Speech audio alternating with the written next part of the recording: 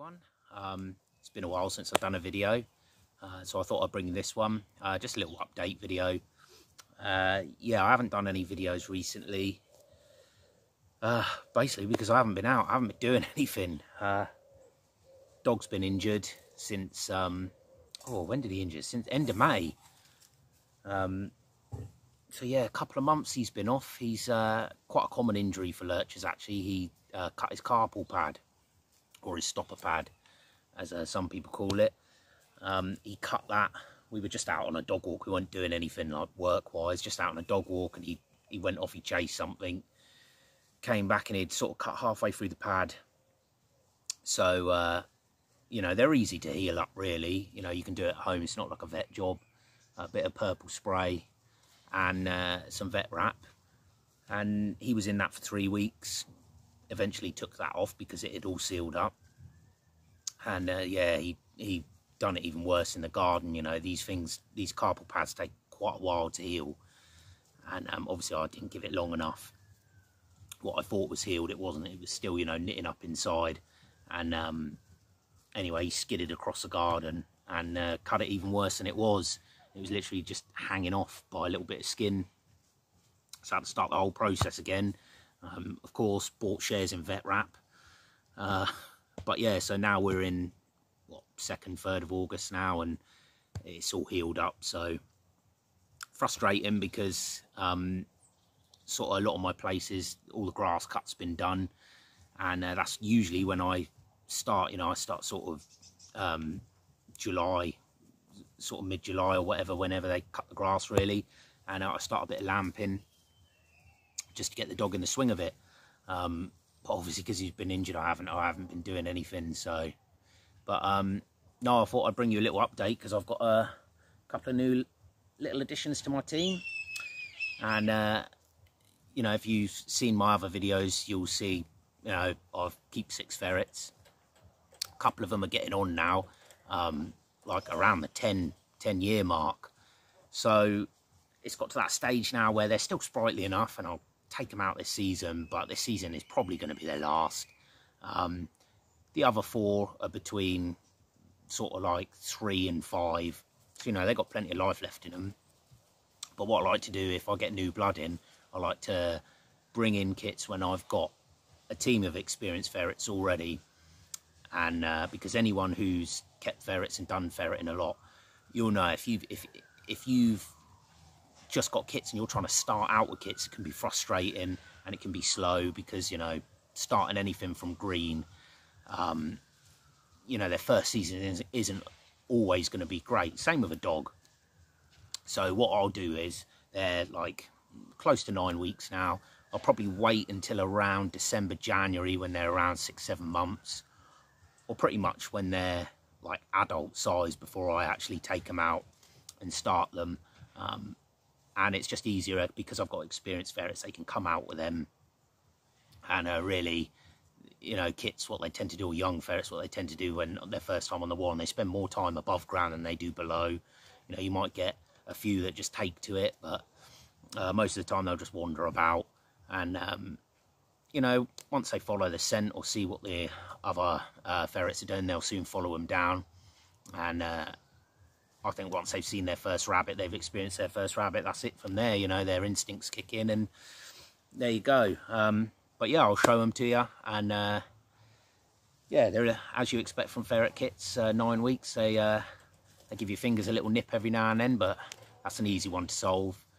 They're not as bad as some kits I've had. They're, my mate's actually done a really good job of handling them. And you can see them just playing in the background there. Very playful little things. So I'll get them out and show you.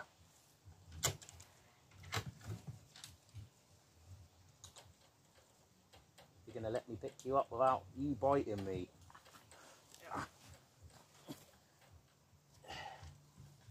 There's one.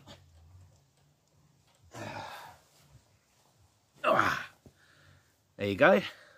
2 nice fat little polecat obs. Now, as I say, they are still a little bit nippy, but yeah, most kits are. I've had kits that are just worse bites than these. I'm going to put one back because it's easier to show one at a time and handle them.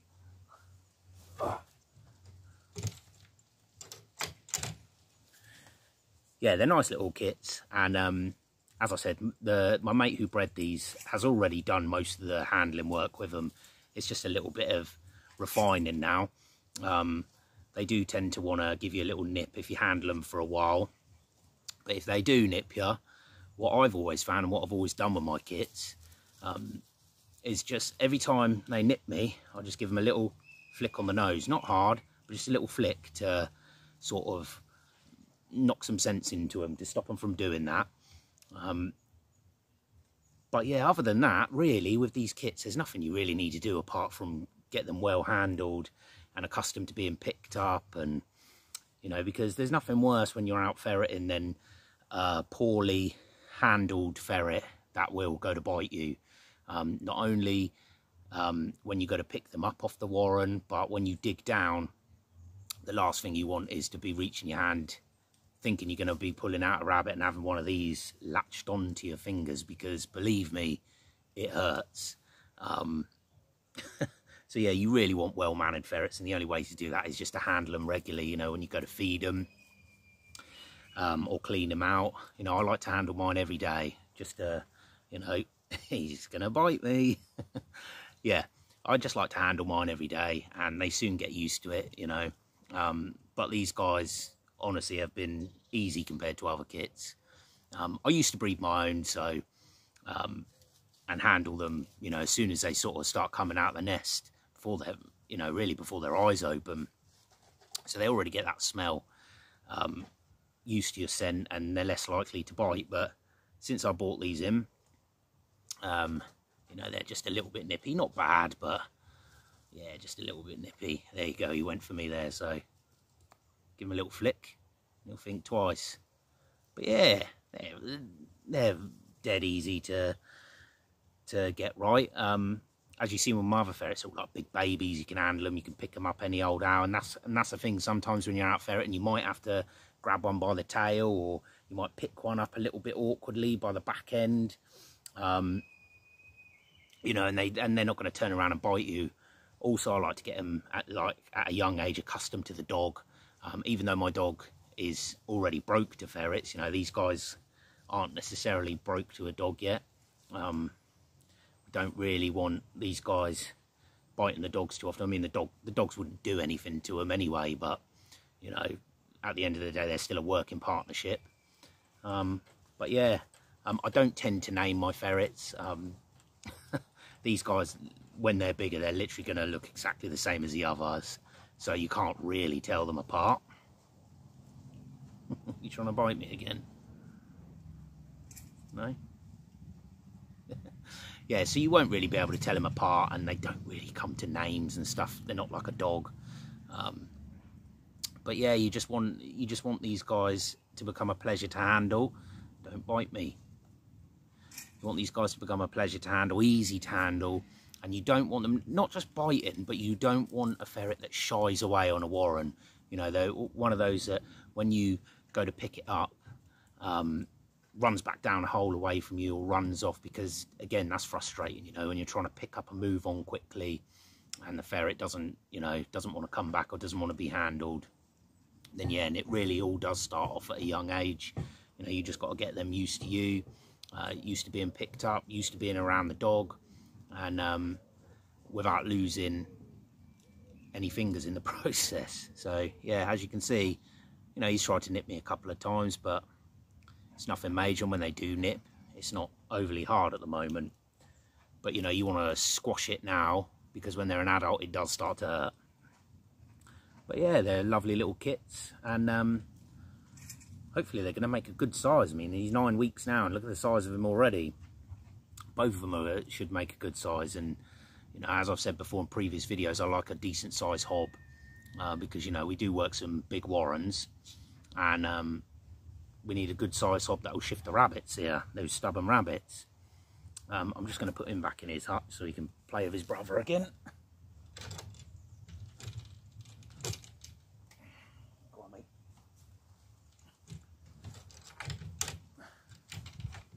And you will notice that they're in a different hutch. I built this hutch a few weeks ago,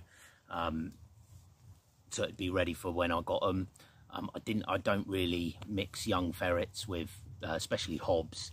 I didn't want to mix young 8-week-old ferrets with my big hobs, because what will happen is when you introduce new ferrets in, the ferrets that are already there tend to sort of get a bit rough and pull them about, and you know, things happen. They're probably this small, you know, they'd probably be a bit too rough with them.